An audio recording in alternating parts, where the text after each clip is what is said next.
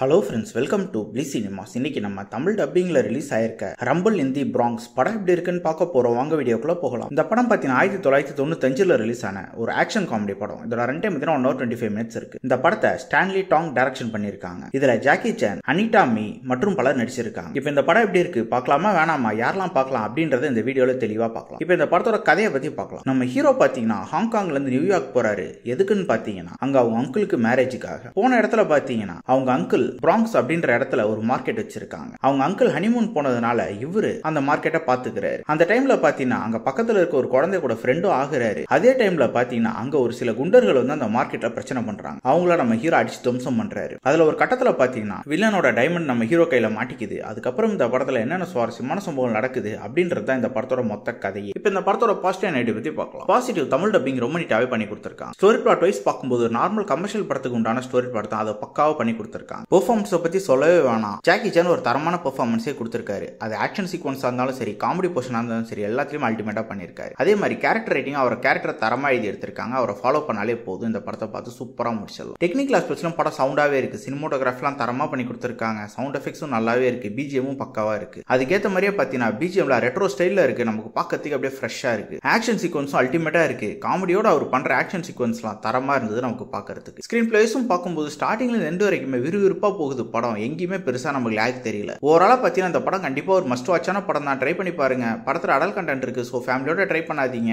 இன்னொரு வீடியோல சந்திக்கலாம். தேங்க்யூ.